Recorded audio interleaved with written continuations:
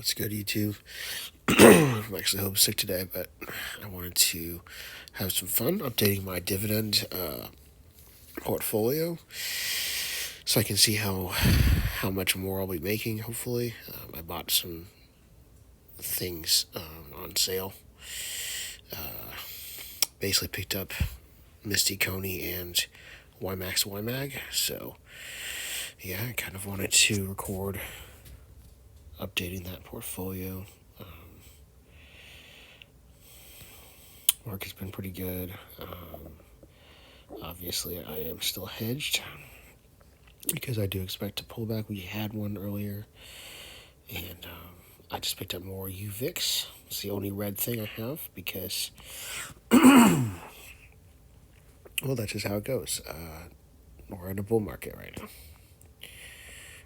Let me see. I think so we did have some pullback, and it's just come back up. It's not even back to where it was, right? So it's just a slow grind back up. So I think we're going to be relatively stable from now on. But I mean, for December, I think January is going to go nuts. That's what the uVIX is. So I'm picking up shares as it drops. And this is looking pretty good as a hedge. So yeah, that is my current portfolio. And what I really want to do is, so I took screenshots of all the new positions, and I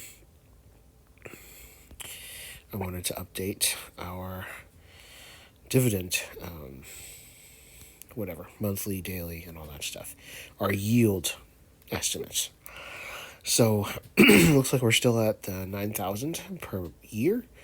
And if you didn't know, my goal is 12,000 a year, so $1,000 a month, and I'm right now at a monthly of 768.51. So, so based on that, let's see how we're doing now with the updated values.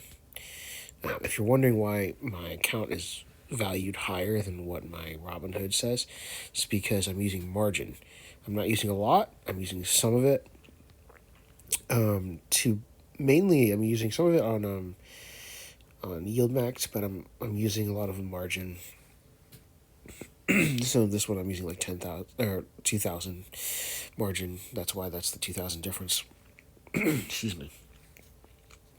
But on Robinhood, I'm also using a ton of margin, but it's technically not being used as margin because I'm using it for my options trades. So when I do put credit spread on SPY, that $500, $400, or whatever I'm using as options collateral for my cash or my spread is basically taken out of margin, but it's not counted as margin because I don't actually own the share. So that's the hack of how to use margin properly on Robinhood. I should probably make a video on that at some point. Now is not the time. So JEPQ is pretty much the same. So we'll start with, I think it's YMAG is the first one. So let's see if we can grab this. Yeah, YMAG is the first one. So 275. So we added a few. 75.1118. 105. And let's see what it's the same average cost. Is that right? Fantastic. Save that. And then let's see what's the next one. Okay, this is YMAX. You can see at the top center. 150.5. Awesome. So YMAX. And I'm really... Oh, I guess I got a lot more. I haven't updated that. So 150... 530. It probably doesn't matter to put these fractions in, but why not be accurate? So the average cost has gone up a few cents. Not a big deal. So 87 cents. Pretty negligible when we're talking about cents, especially with that big of a growth. So I don't know what's next. MSTY or CONY. I think these are all in even shares. Yeah, so I got to 200 CONY, which was my goal, at 1630. I already forgot. What the was it when it was 200? I got to 200 already. Okay. Yeah, I think my end goal is 300 for this year, but I might not even get there. 200 is pretty good. So MSTY got to 15. And that's pretty good too. MSTY, I think, is the top performer out of all of YMAX right now. 34.5. All right, moment of truth, man. Men and women. I don't know who watches my actual stuff, but whoever you are, let's see. So I think we were at 9,200 a year. Wow. Dang. That's way better. I'm almost to my goal, you guys. Monthly is at 921. That's really good. $1,000 a month would be great. Just to be clear, I'm not exactly withdrawing the money. I'm just it's just going into my account. And my weekly income from YMAX and YMAG is fantastic, and that's kind of what I want to do. Is I want to have like a weekly income that is, I guess it's only just daily and monthly for some reason. Whatever. Let's just go off of the monthly.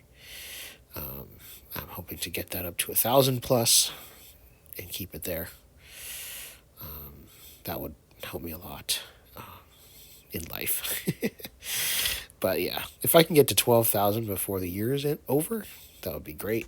Let me see what's today. 11th of December.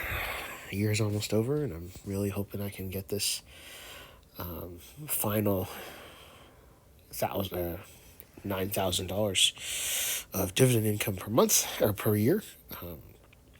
I'm pretty sure I'm gonna get it at this point. So yeah, I've been pretty happy. I've kept my buying power about the same, something around 8,000 in the account, so that I don't have any margin call danger, and so I have enough money to capture when the prices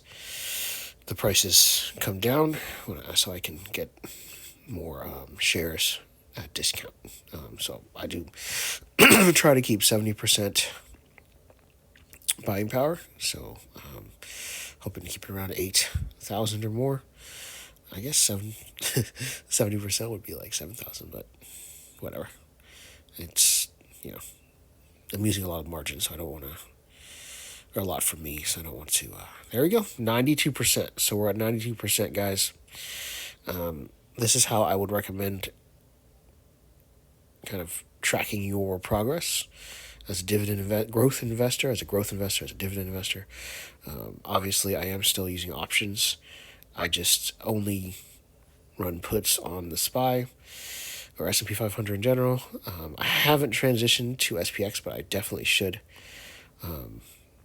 I also got Robinhood Gold the other day at a discount, and yeah, I would recommend that if you're interested and you have a big enough account and you're committed to growing it.